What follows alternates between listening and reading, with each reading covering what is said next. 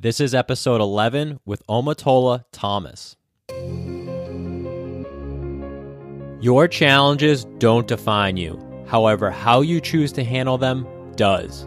Ladies and gentlemen, welcome to the Laugh at Adversity podcast. I'm your host, Gary Savoy. Having overcome medical trauma, I've made it my mission to uncover all of the secrets to overcoming life's challenges and living a better life. Each week, I will bring you an inspiring person or message.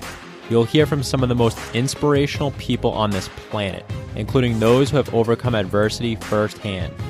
My goal is to provide you with everything you need to conquer your challenges and to turn your struggles into strengths.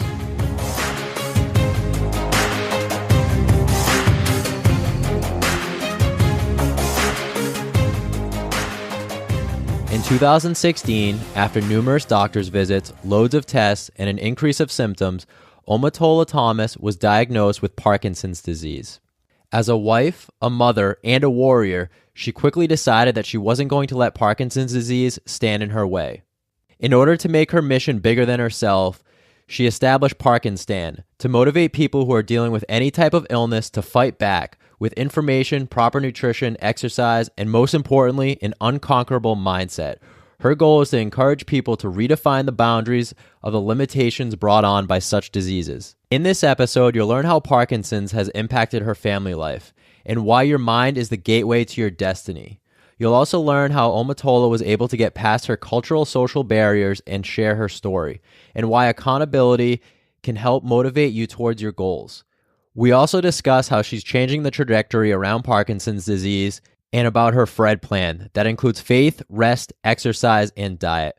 We also talk about the connection between your gut flora and brain health and how hope can live in the face of adversity. So without further ado, here is my interview with Omotola Thomas. Hi, Omotola. Welcome to the Laugh at Adversity podcast. It's great to have you on here today. Hi, Gary. Thank you so much for having me. I'm really excited to be here today. I appreciate you staying up late tonight too. I know it's 11 o'clock over there. It's a little bit later 11, with the time difference. 11 p.m. here. So if I yawn, excuse me. So I'd like to start off this interview by having you talk a little bit about your story. I think we connected. It might have been last summer actually on Instagram. Right.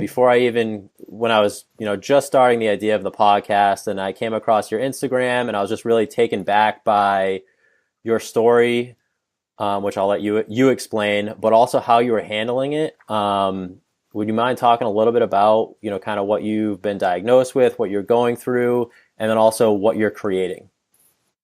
I would be happy to.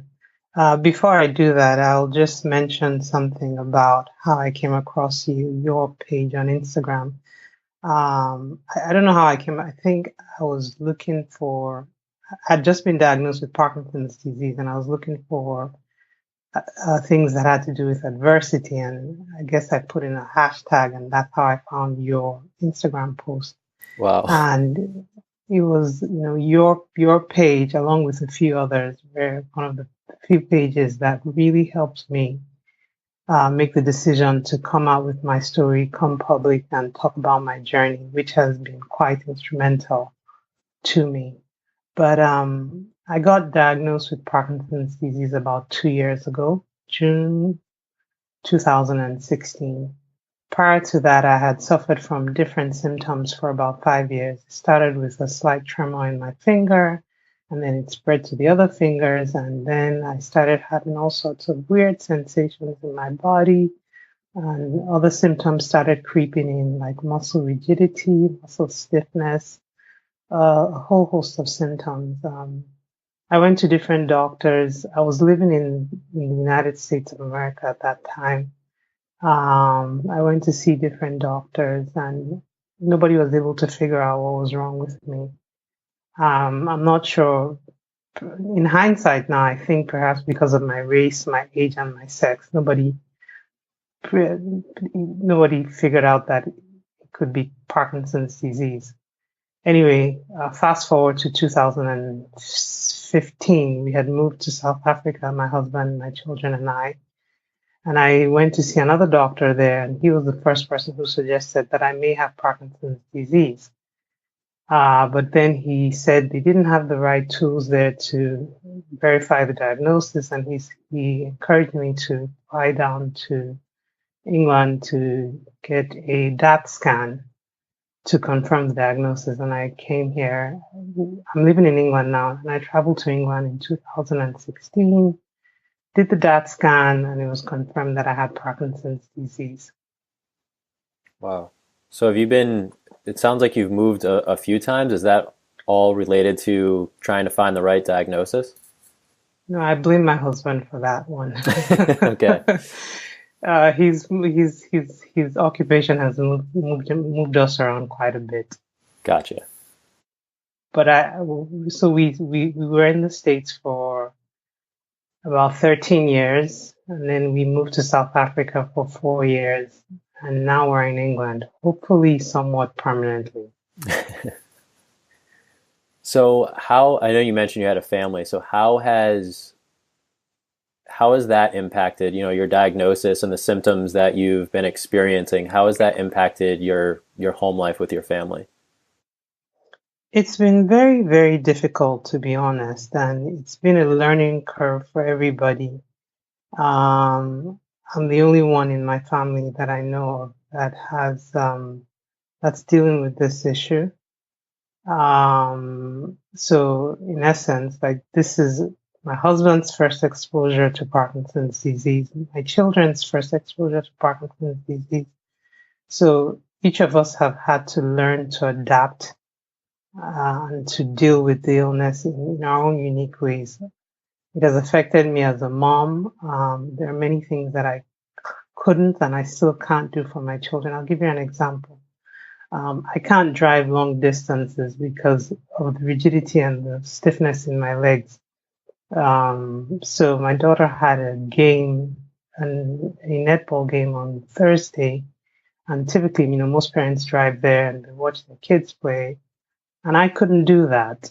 And it's just one of the things that Parkinson's has impacted. But we have conversations about it all the time. She understands that if I could drive that distance to see her game, I would do it. When it's closer, I'm able to drive without any issue. Um, I can't do her hair for her. I used to be able to do her hair many years ago when she was a little girl. And that's something that I don't know if I'll ever be able to get over because it used to be a bonding experience. It's one of the things that I wrote about in my article for the World Parkinson's Congress, where I talked about how Parkinson's affects, the things that it takes away from me as a mom. Right. Yeah, I read that article, and it was definitely an emotional article talking about how you weren't able to braid her hair, and I'm sure that's a big connection that you're missing right now. It was quite difficult to write, because I had to force myself to visit and all the abilities that I had lost. And sometimes what we do is we sweep these things under the carpet. But I had to force myself to go back and relive those experiences so that I could share it with other people. Right.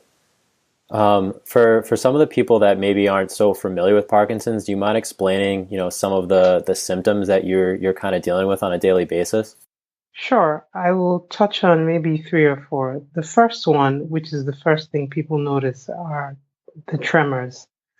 My hands shake either at rest or if they're in motion. So when people see me, they think I'm cold, but sometimes it's in the middle of the summer and I can't be cold. So I get really confused looks from people.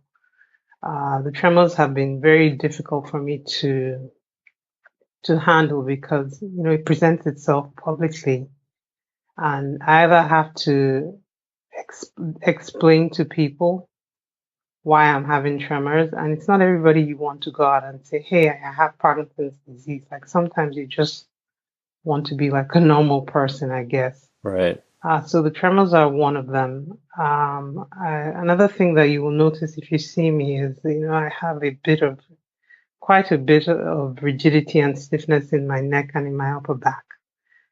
So and my gait is impaired, so I walk a little bit funny, and my arms don't swing like like the average person's arms. So those are some of the physical symptoms that can be noticed. I have lost almost completely my sense of smell for a long time, and we can talk about this later if you want. I'm only just getting a grip on anxiety and depression. But that was something that I battled very strongly with uh, for the most of 2017. And it was a very, very difficult time for me because it's not something that I grew up talking about. I grew up in Nigeria. Mental health was not an issue that we generally talked about there. So I didn't know what to do. I didn't know who to talk to. I didn't have the right tools. So that was very difficult for me. Sometimes I experience mental fog where I'm not able to properly articulate my thoughts. But I'm learning, different tools to help with that as well. Yeah, those are just a few of them. So you mentioned anxiety and depression, and I can imagine, I know speaking for myself, when I dealt with, the side effects from my surgery, I was dealing with both anxiety and depression. And I know a lot of the people that I've interviewed have definitely dealt with, anxiety and depression in their situation. So I can completely understand, with everything that you're going through, why you would have those feelings. How have you been able to cultivate such a strong mindset, with your diagnosis, and then also as, you start to see some of these symptoms kind of develop? How have you been able to stay strong and to keep kind of pushing forward? I think for me, it's not what I'm doing now. It's what I did prior to my diagnosis. So fortunately, like before I even ever started experiencing symptoms, I've always been big on listening to motivational audio and inspirational audio. Mm-hmm. So I think over time, I have fed my mind with a lot of positive thoughts, with a lot of positive things. I think I have built the muscles of my mind over time. I also have a very strong faith and belief in God. And I think those two factors have helped me create and maintain the mindset that I have right now. My mindset, I always talk about how your mind is the gateway to your destiny. I feel like everything starts in the mind. There's that quote that says, "Watch your thoughts; they become your actions. Watch your thoughts; they become your words. Watch your words; they become your actions," and so on. Right. And I think that everything starts from our mind.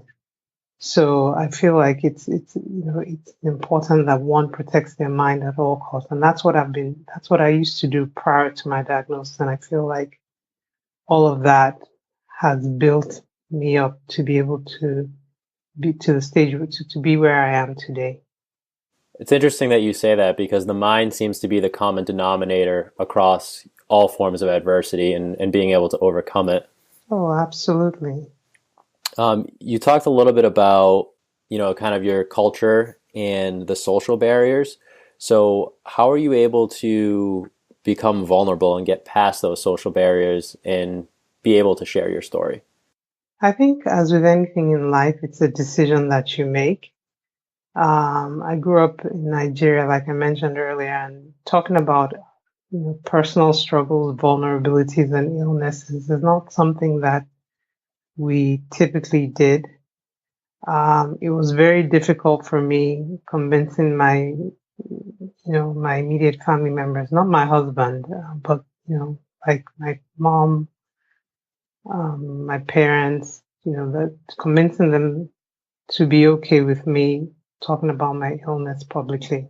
Mm-hmm. And it's not obviously they love and they care for me, but it's just not something that we do typically. But I had made up my mind and made a decision that this was what I needed to do, and this was important to me. And I didn't know how I was going to connect the dots at the time when I started talking about my illness. I just knew that I needed to talk to people because I needed to try and find a way to encourage and motivate other people who might be out there battling any type of illness or challenge, because I knew that in doing so, I would be encouraging and motivating myself Right. in that process.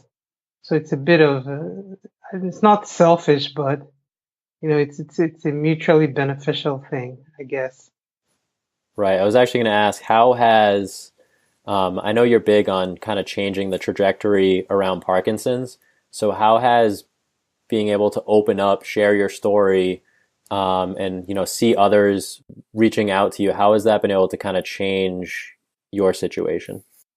It has made me, because I put my story out there, because I talk about myself publicly, and because I try to encourage and motivate people, it has put me in a position where I kind of have to, and not in a negative way, I have to live up to that. So in essence, I feel like I need to hold myself accountable to the people that I'm encouraging. Hmm. I can't tell you, Gary, you need to strengthen your mind. You need to have faith. You need to exercise. You need to eat the right stuff. While I'm not doing that. That's being hypocritical.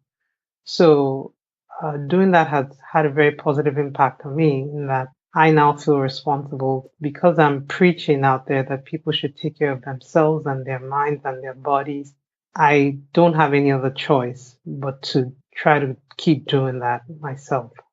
Right. I mean, I think when you change, your purpose to something that's a little bit greater than yourself, it kind of drives you. And like you said, it does force that accountability, which kind of, makes you do what you have to do essentially. Right. So you talked a little bit about, healing and, kind of the diet. How have you been trying to change the trajectory around Parkinson's, and what are some of the steps that you've been taking to kind of heal yourself? So the first thing, obviously, was the reconditioning of my mindset. And I'll tell a little story to help illustrate that. Before I go into the story, everybody, all the doctors I've seen, all the specialists, everyone, all the consultants, they keep drumming it into my ear that Parkinson's disease is a neurodegenerative disease. It can only get worse. I can't get better. And I need to be able to understand that and accept that. And that is something I have never ever accepted. Like every time I leave the office of any doctor that tells me that, I literally have to, remind myself, that that is their opinion. And yes, they are experts, but I just choose not to believe that. Right. So I heard this story a few years ago. It was about an elephant, and the story goes something like this. A little boy was walking down the road when he saw a huge elephant tied to a stake in the ground. And he noticed that the elephant never tried to free himself. And that confused him a bit because he knew that with a simple kick from one of its legs, the elephant could easily free itself from the bondage it was in. So he walked over to the elephant handler and he asked him and said, "Mr. Handler, why is it that this big elephant just doesn't even try to free himself from this little rope and stake that you've tied it to?" And the handler responded to the boy saying, "When this elephant was very little and much smaller than he is right now, we used to tie him in this same manner with this same rope to that same stake in the ground. Back then, he didn't have enough strength to free himself. And Hmm. he tried and he tried and he tried, but he was never able to free himself. So after a few weeks, he stopped trying. And as the elephant grew bigger, he never ever bothered to try again to free himself. So now, years later, even though the elephant is 10 times the size he was back then and can easily free himself, his mind has been conditioned to believe that that stake is capable of holding him down. And I feel like, for most of us, that's how, when we receive a diagnosis like this, we're told that it's non-reversible, it's degenerative, we can't get better. And I feel like we're more powerful and we have more ability than we give ourselves credit for. And I think, like one of the big things I'm trying to do with ParkinStand is to teach people how to is to encourage people to recondition their mindset and, change the way they look at their situations, change the way they look at their problems. I think that is an essential first step to doing anything, because I can get on the best exercise program. I can, do the best, have the best diet or whatever. If my mind tells my body that it cannot be healed, then I don't believe that I can be healed. So I think the most important thing for it is to get your mind in the right place. So that's that's the first step. The other thing that I'm doing, I call it the FRED plan, FRED. So F is for faith, R is for rest, E is for exercise, and D is for diet. So the faith goes with the mindset thing.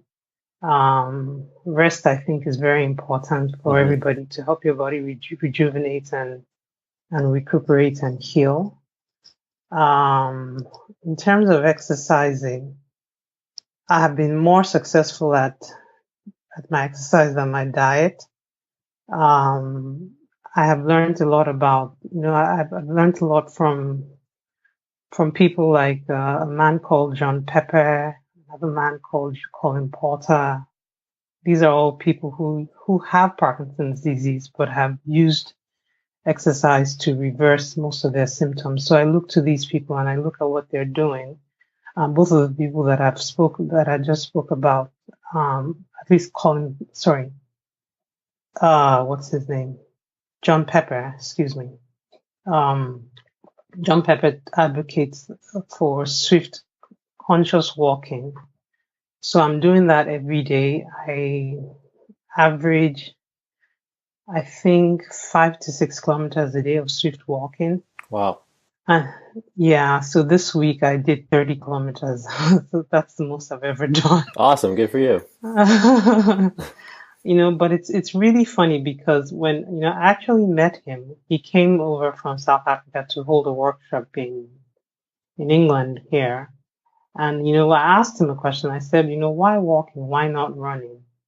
And, he said, I don't really remember the reasons he gave, but when I tried it, I realized that for Parkinson's, swift walking is actually more difficult than running.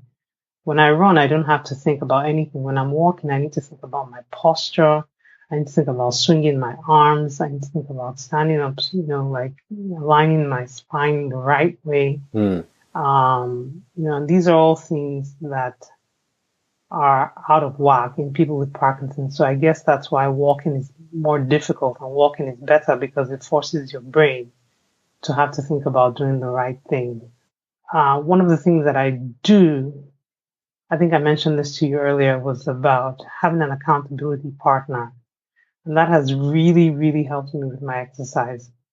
I enjoy exercise after it's done. Like, I like the endorphins. That's about all we all do. We just hate starting it. It's just the endorphins I like. I don't like starting it. I don't like doing it. But I know I have to. I know that it's important. So, last year I would exercise for 1 week and then I'd get tired and then I'd stop. Then I'd exercise another week and then I'll, stop doing that and then I'll pick something that I like. Like, I wasn't disciplined. I wasn't focused. So this year, entering into the new year, I knew that I had to, especially since I don't take any medication for Parkinson's, I knew that I had to be very serious about my exercise. So I called a friend and I asked her to be accountable to her. And, this is somebody who I know that walking and running and exercise is very important to. Like, it doesn't make sense to have an accountability partner that will tell you, oh, it's okay, you don't have to do it today. I understand you're tired. Like, no, this is somebody who I knew would not give me any room for excuses. Right. So every morning she sends me a text message and, early in the morning, and I have to respond to her. Like, I made a promise that I'll text her every day when I'm done. And just by holding myself accountable to somebody, I've been able to make remarkable progress in my walking and my running and my exercise regimen. My diet has been a lot more difficult. There's this lady called Dr. Sarah King. She's a physical therapist in Austin, Texas, I believe. I found her, I don't know, somehow on Instagram or Facebook. I can't remember. But she's a physical therapist, and all she sees are Parkinson's disease patients. So she created this program called the Gut Series program, which I took, and it talked about all the things that I should do and change in my diet. It talked about eliminating wheat, sugar, dairy, talked about taking probiotics and nutritional supplements, talked about eating food that is good for your gut flora. And it was supposed to be something that I was supposed to do over 8 weeks. Um, being the stubborn overachiever that I can sometimes try to be, I tried to implement everything she suggested, she recommended in 2 days. I watched all her videos. There were 4 videos. And I was like, oh, this is easy. I can do this. And, I actually did. For 3 weeks, I cut out all the bad things that I was eating. I cut out sugar. I cut out dairy. I cut out wheat. I took apple cider vinegar. I took the supplements. I took coconut oil. I was an A-star student for 3 weeks. And in those 3 weeks, Gary, I can tell you honestly, I felt the best I had ever felt in my Parkinson's disease journey. Really? I honestly did. A lot of the mental fog that I complain about completely cleared. Many things, I noticed so many very subtle but definite changes. And then I hit a brick wall and I crashed. And I think, the lesson I learned from that was I'm 37 years old. I tried to change my entire life overnight. And, in hindsight, I think if I had phased, some of the changes over time, like she had recommended, I would have been able to, gradually introduce the foods that I was supposed to introduce and gradually eliminate the ones that I wasn't supposed to be eating. And, over time, it would have become just like the exercise. I didn't start running 30 kilometers a week this week. Do you see what I'm saying? I took my time and I paced myself. So what I've done now is I've gone back to the program and I'm revisiting it and I'm taking it step by step. But, those 3 weeks where I was an A-star student, I felt the best I had since I started experiencing symptoms of PD. It's interesting that you say that for two reasons. Because I think, for one, I think when you implement something that quickly, whether it's a New Year's resolution of joining the gym and you only go for 3 weeks, or you change your diet for say a month, I think at that point it becomes a diet. Whereas when you implement it slowly, it becomes a lifestyle change. And when it becomes a lifestyle change, then it's more likely that those changes become more permanent. Exactly. So it was like I was, I had a target. I wanted to quickly achieve something as opposed to as opposed to gradually changing my lifestyle. So. Right. Yeah. You saw the benefits and you wanted them as soon as possible. I did, and I thought I could do it. We think, sometimes oh yeah, this is easy. And, overhauling your diet and changing your lifestyle is not an easy thing. It's something that should be taken. It's something that one should, go into with not with caution, but with common sense, I guess, Right. and realistic expectations. Yeah, I mean, if you think about it, your diet is something that's kind of developed over many years, and when you try to kind of shock it like that, it's it's like switching a fish tank, a fish from one fish tank to the other. You have to give the water some time. But I do want to talk about one other thing that you talked about. Your mental fog was kind of reduced, and I know there's been a lot of studies out recently regarding the connection between your gut bacteria and a healthy gut and a healthy brain. Have you done any research on that? Absolutely, and Dr. Sarah King. I heard this from her for the first time. I'm not sure if you're aware, but the neurotransmitter that is deficient in Parkinson's disease patients' brain is dopamine. And dopamine is responsible for mood, for movement, a whole host of things. And it wasn't until taking her program that I realized that, I think I forget the exact percentage, but somewhere around up to 50% of the dopamine, is also produced in your gut. Really? Yes, so like what she was advocating was, if the brain cells if the neurons in the brain are dead, the dopamine producing neurons, then why don't you give the ones in your gut their optimal chance of producing as much dopamine as they can? So I've read a lot about the links, between the gut, the gut and the brain. Some people even call it our second brain. So, but what I find interesting is that, and I don't want to go into the conspiracy of doctors and all that, is that, like they don't tell you this when you go for your appointments. They don't educate you on your diet. They don't give you specific exercises to do.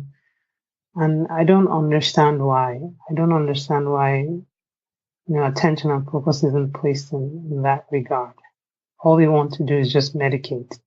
Yeah, unfortunately I have to agree with you there, and I know that was my experience too, with my situation. But I don't know if it's that the curriculum is just a little too far behind, or that some of these studies are coming out just at such a rapid pace. But I do believe a lot of the alternative medicine approaches, I feel like they're definitely producing a lot better effects than the pills and the medication. I completely agree with you. Um, and there's so many side effects. Like people ask me why I don't take medication, and one of them is, it's just a personal choice that it's just something that I've decided that I don't believe is for me at this time, and I hope it's not I do hope it's not something I'll ever have to reconsider. Right. But secondly, like I have tremors, I have rigidity, but the drugs also come with side effects, right? Absolutely. So, one of the side effects of levodopa, which is the main drug of choice for people with PD, is something called dyskinesia, in Parkinson's disease patients, where I can't really describe it, but like your neck starts to coil and turn in a funny way.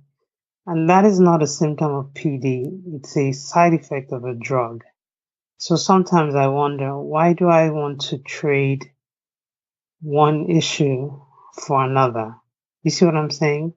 Now, I understand that there are some people who have chosen to take medication, and there are some people who have to take medication at this stage. I don't know what stages other people, different people may be, and I respect that choice. Right. But for me, it's just not something that I am or ever hope to take. Is that something? So I'd like to talk a little bit about ParkinStand and kind of what you're doing with that and the purpose behind it. So I remember the day that I got diagnosed. I was in the car on my way back to the hotel room, and I had this really weird feeling. Like I thought I was supposed to be sad, but I wasn't. I felt like, wow, finally, like for 5 years, I've had different multiple symptoms and I haven't understood what was causing them. Now I finally have something that I can aim and shoot at. Right. It gave me a purpose and a sense of, direction as to where, the next step was going to be for me. So I knew at that time that I needed to do something to keep myself motivated. I knew that I needed to do something to keep my mind and my body active. I didn't quite know what it was going to be, but the idea and the thought of ParkinStand was formed the day that I got diagnosed. So I said, okay, what can I do to help encourage and motivate other people and in the process myself? And the name came to me one day when I was trying to do a headstand, and I and I said, okay, Parkinson's disease headstand, Parkinson's disease headstand. And I just kind of merged the two of them together and formed the word ParkinStand. A ParkinStand is any move, is any action that empowers you. Basically, it's anything that is done in defiance of the limitations that have been imposed upon you by any of your challenges. So I'll use the headstand as an example. One of the symptoms of Parkinson's disease is reduced coordination. So, sometimes like I need to be careful the way I walk so I don't stub my toe, or I need to balance properly. So if I have balance and coordination issues on my 2 feet, I really shouldn't be able to stand on my head. Right. So that's kind of the idea is that, trying to defy and push back the limitations. So it's like saying, okay, these are the problems that I'm presented with by this diagnosis or whatever challenges that I'm facing, and this is what I'm going to do to defy that. I started ParkinStand in an effort to encourage and just really to motivate people to understand that they really do have the power and the ability to change their circumstances, to change their lives. You don't have to accept what people have told you or what doctors have said to you. I just believe that there's always a way. And the ParkinStand movement was born to create, I guess, basically an army of fighters. Yeah, that's what I would say. I started it to create an army of fighters against challenges and illness and disease. I love it. I know when I first came across you, it was such a catchy name, for a website, because it's perfect. You're literally trying to defy Parkinson's. And I think what's most important though is that last piece that you just said, is that it's not just specific to Parkinson's, you're trying to help encourage and motivate people to overcome any challenges. Oh, absolutely. One of the examples I gave, I told you that I did a live Facebook interview about 3 weeks ago or 2 weeks ago. And I didn't want to do it because sometimes I lose my train of thoughts or I forget my words. Mm-hmm. And I was very nervous about going on live, going on Facebook Live, and then looking like an idiot in front of I don't know how many people were tuning into to the interview.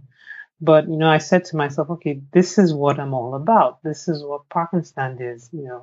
My limitations are brain fog and forgetfulness, and my inability to sometimes articulate my words or my thoughts. Even doing this interview is difficult for me. But this is my ParkinStand. It's saying I'm not going to let that hold me back. If I forget my words or I jumble up my words, then I will try to rephrase it or I'll try to get back on point. But I'm going to keep trying. I'm not going to let that fear of being embarrassed or that fear of forgetting what I'm supposed to say or that fear of not being able to articulate myself properly, I'm not going to let it hold me back.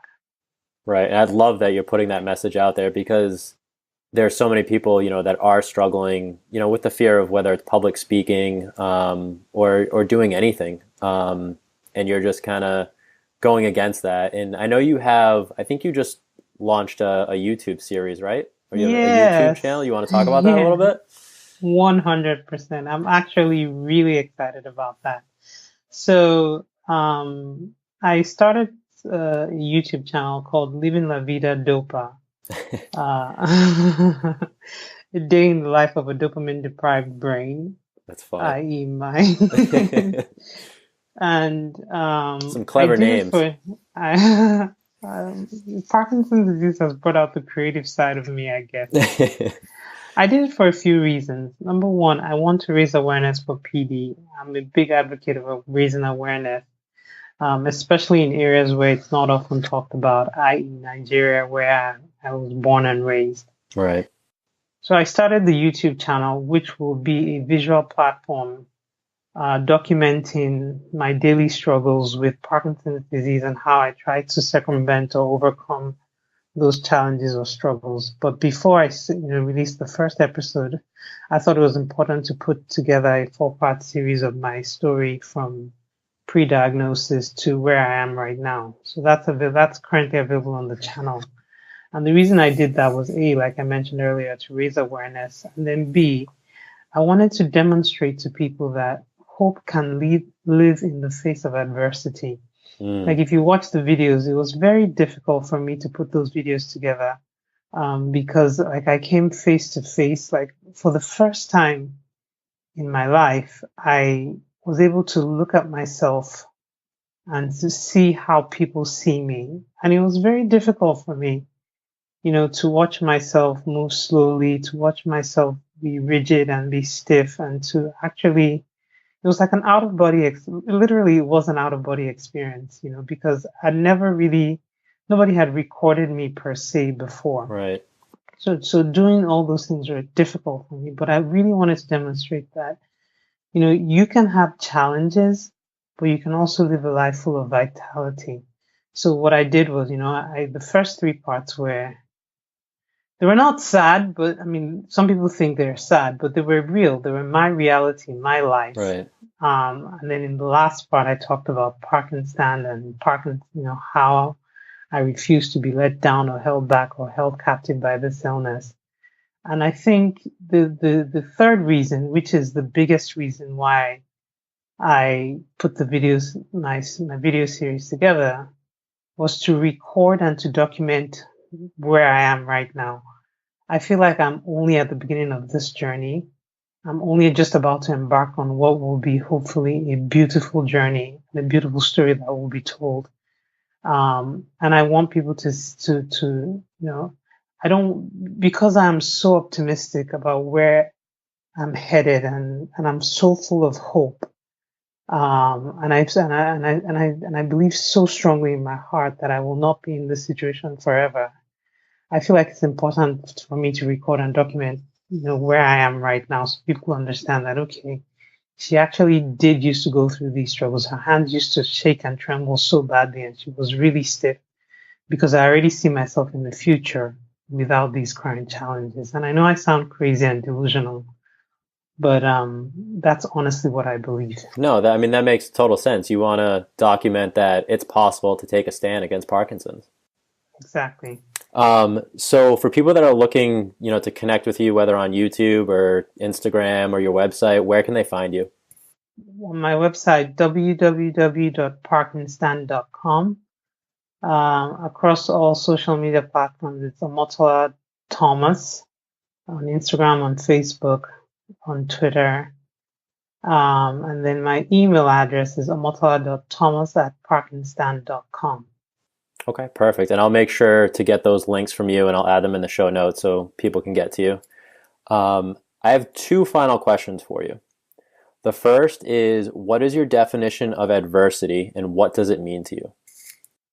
Okay, that's a loaded question. I would say my definition of adversity is a very difficult but unique opportunity to create magic out of madness. So there was something that I put on Instagram a while back. And, this is what adversity means to me. The opportunity to find the magic in your madness, Like I feel like Parkinson's disease has created the strongest and the finest version of me yet. And while I'm not happy to have PD and I'm not happy to be struggling, I'm happy for the version of me that it has created. Right. So it's a matter of adversity has kind of helped you change your perspective on life, but also has made you stronger in other ways that you weren't before.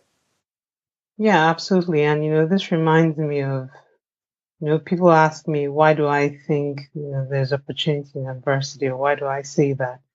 And it reminds me of a quote, I believe by Martin Luther King, which says, only in the darkness can we see the stars. I feel like adversity is that darkness that clouds you, but gives the star within each one of us the opportunity to shine.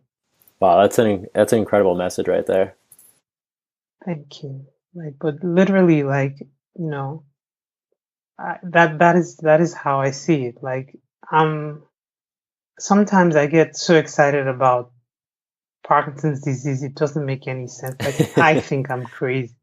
It's hard to say because I have days when I cry and I'm a mess and I'm sad, but for the most part, I'm like, okay, like there's so much I can do with this, and there's so many people I can encourage and motivate. Like this is exciting, and then I feel crazy, but But that's what keeps you motivated. And I think that's actually a good transition, talking about how there are some days that you're down and you struggle and, you might not be in this cheery mood that you are in now.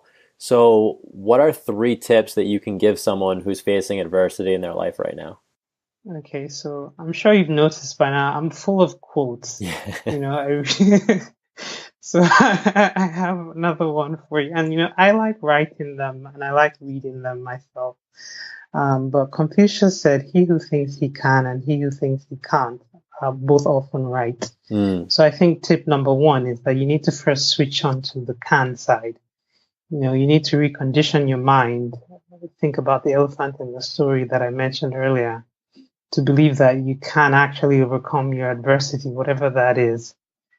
Um, I guess the second tip would be um, assess what you need to do and make a plan. What do I need to do to achieve the goals that I've set for myself? So for me, that was the Fred plan. I need to continue to exercise my faith. I need to make sure that I get enough rest. I need to exercise and I need to diet. And then the third tip would be to, after you've made the assessment of what you need to do, find out your areas of weaknesses and get help. Now, I know that left to my own devices, like I will not get up and exercise. I know I should, but I won't. I don't want to. hmm So that's why I got an accountability partner. And I'm going to do the same thing for the diet. I love sweets, pastries, which has everything I shouldn't eat in it. Like just one cupcake has absolutely everything that I shouldn't eat. It's got dairy, it's got wheat, it's got sugar. So, but like I need to be able to be honest with myself and say, look, I've tried to do this and I haven't been able to, achieve the goals that I've set for myself. So now I'm at a place where I need somebody to help me, so I did that for the exercise and it's working quite well. And I'm going to do the same for my diet. And, I know you asked for three, but the fourth thing will be rinse and repeat because you may fail. You will likely fail. And so just start over to, take the 3 steps and start from one and go through three again. And do you make, tiny adjustments depending on what's working and what isn't working? Yes, definitely. So initially, like for the walk-in plan, I said I was just going to do walk-in.